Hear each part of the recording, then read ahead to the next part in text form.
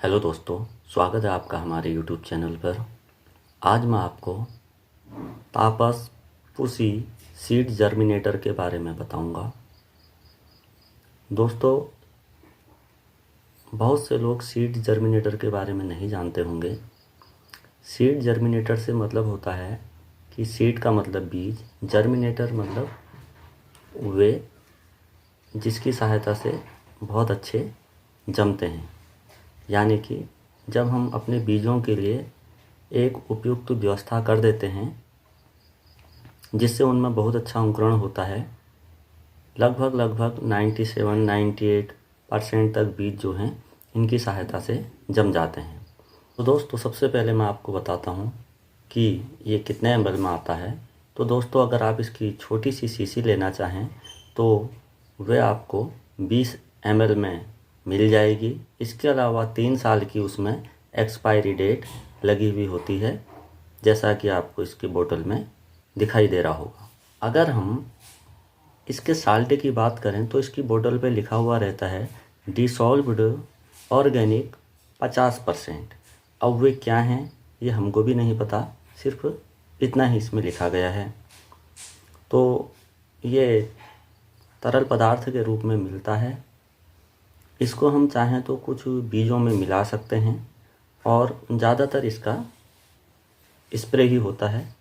और उससे भी ज़्यादा जानकारी आपको जो कृषि के दवाई बेचने वाले केमिस्ट होते हैं उनके द्वारा मिल जाएगी, क्योंकि अमूमन दवाइयों का उपयोग उन्हीं की जानकारी से होना चाहिए। दोस्तों, सीड जर्मिनेटर ऐसी जगहों पर विशेष रूप से प्रभावी होते हैं जहाँ पर आप बीज बोते हो लेकिन वे पूरी तरीके से जमते नहीं हैं।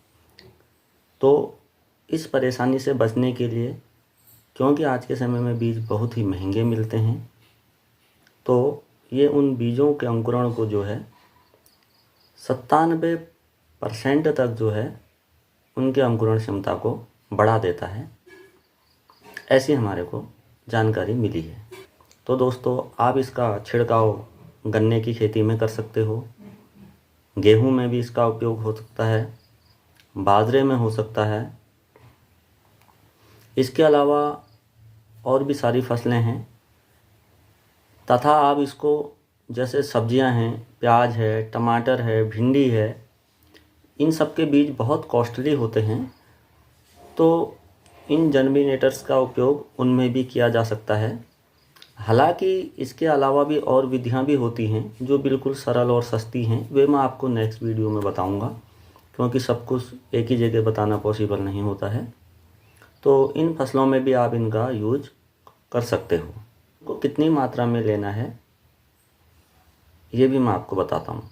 तो दोस्तों, हमारा उद्देश्य किसी प्रोडक्ट को बढ़ावा देने का नहीं है, बस एक जानकारी देने का था कि इस तरीके के भी प्रोडक्ट आते हैं जहाँ पर बीजों के नहीं जमने की समस्या होती है। 3-4-5 हज़ार रुपये किलो तक भिंडी के बीज आते हैं, वैसे ही टमाटर के और महंगे होते हैं। तो इसी कारण जो है इस तरीके के प्रोडक्टों की ज़रूरत किसानों को पड़ती है। तो अगर कुछ अच्छी चीज़ें हमें मिलती हैं तो उनको जांच पड़ताल के बाद यूज किया जा सकता है।